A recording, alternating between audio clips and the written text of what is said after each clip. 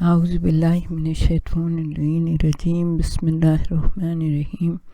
اللہم صلی علی محمد وآل محمد وعجل فرجہم۔ جہان علم سٹی آف نالج اکیڈمی سے آپ کی بی بی جان آپ سے مخاطب ہیں۔ السلام علیکم ورحمۃ اللہ وبرکاتہ۔ ہم آپ کو روح قرآن کے بارے میں بتا رہے تھے، الہیات کا موضوع ہے، اور قرآن حکیم میں ارشاد فرما رہے سورہ احقاف میں 8 نمبر کی آیت ہے، جس میں پروردگار عالم ارشاد فرما رہا ہے اپنے بارے میں، اللہ بہت معاف کرنے والا بھی ہے اور بے حد مسلسل رحم کرنے والا بھی ہے۔ مطلب یہ ہے کہ اگر تم اپنی غلطیوں کا دل سے شرمندہ ہو کر اقرار کر لو گے تو خدا کی معافیاں اور رحمتیں تمہیں اپنی آغوش میں لے لیں گی۔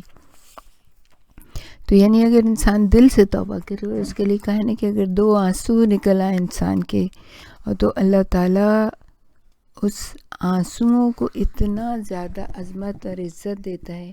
کہ اس انسان کو بخش دیتا ہے، اس کی تمام کوتاہیوں کے باوجود، اور اس کی تمام خامیوں اور خرابیوں اور گناہوں کے باوجود اس کو بخش دیتا ہے۔ حضرت امام محمد باقر علیہ السلام سے روایت ہے، اللہم صلی علی محمد وآل محمد وعجل فرجہم، کہ جناب رسول خدا صلی اللہ علیہ وآلہ وسلم نے فرمایا، استغفار یعنی خدا سے معافی مانگنے کی حقیقت یہ ہے کہ تم اللہ کے سامنے اپنے گناہوں پر شرمندہ ہو۔ یعنی یہ نہیں ہے کہ ہاں بس توبہ کر رہے ہیں اور پھر موقع ملا تو وہی کر لیا، نہیں، جب آپ نے ایک بار توبہ کر لی، اللہ کے سامنے اپنے گناہوں پہ شرمندہ ہو گئے اور دوبارہ سے نہ کرنے کے بارے میں آپ نے اللہ تعالیٰ کی رحمت کا واسطہ دیا اور اس کے غفرہ، اس کی پناہ میں آ گئے، تو اللہ تعالیٰ آپ کو یقیناً معاف کر دے گا۔ سورہ احقاف ہی کی آیت ہے جس میں فرمایا، آپ ان سے کہیے کہ کیا تم نے کبھی یہ بھی غور کیا ہے کہ اگر یہ قرآن یا ہمارا رسول اللہ کی طرف سے بھیجا ہوا ہو اور تم نے اس کا انکار کیا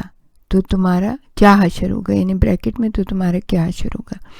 جبکہ بنی اسرائیل میں سے ایک گواہ نے ایک ایسے ہی پیغامبر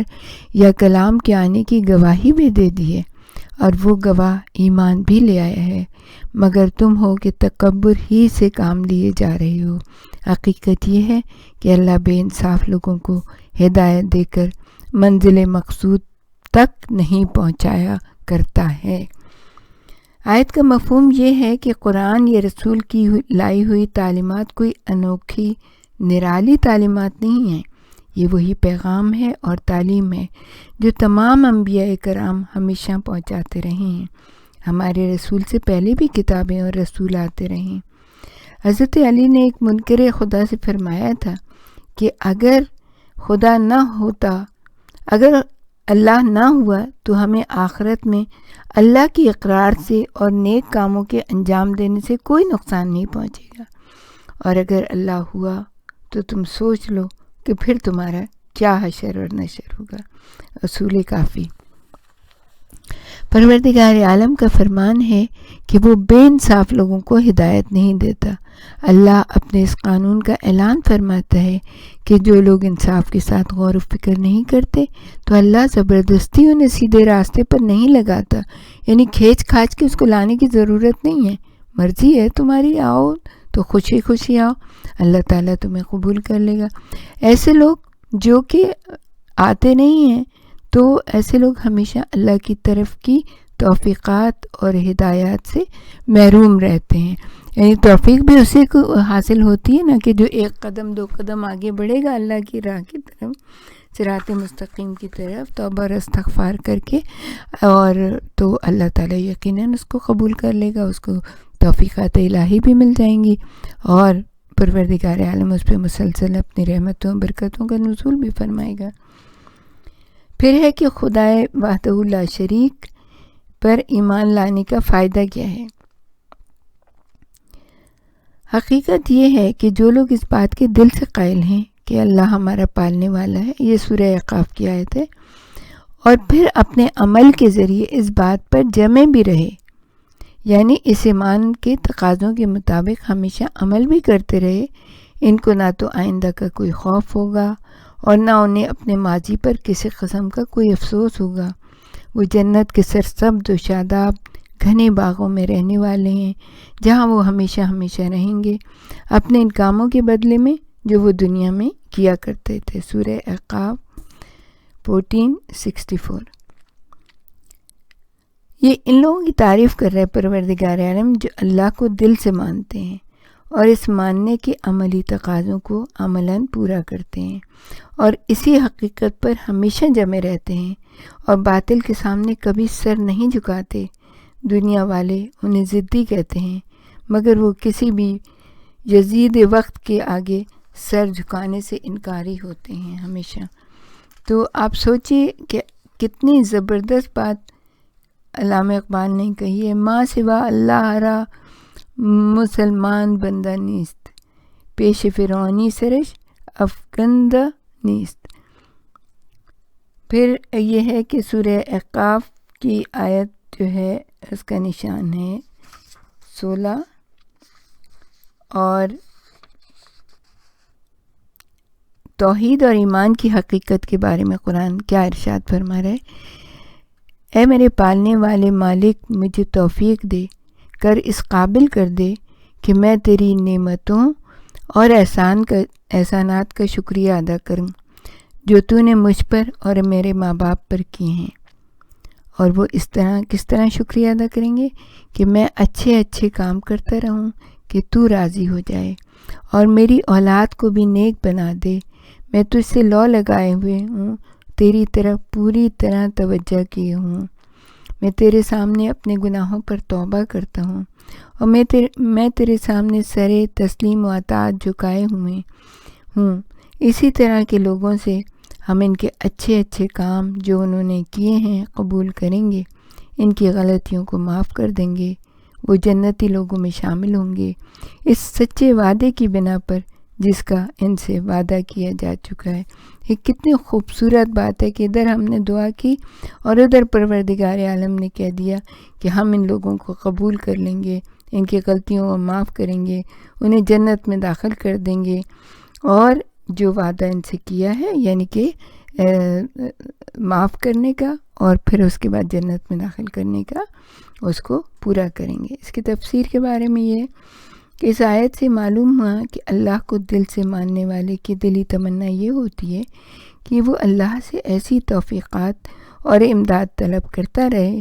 جس کے سبب وہ اللہ کی نعمتوں کا شکر ادا کر سکے۔ دوسری بات یہ معلوم ہوئی کہ خدا کی نعمتوں کا شکر اللہ کی توفیقات اور امداد کے بغیر ادا نہیں ہو سکتا۔ این سعادت بدور بازو نیست تا نہ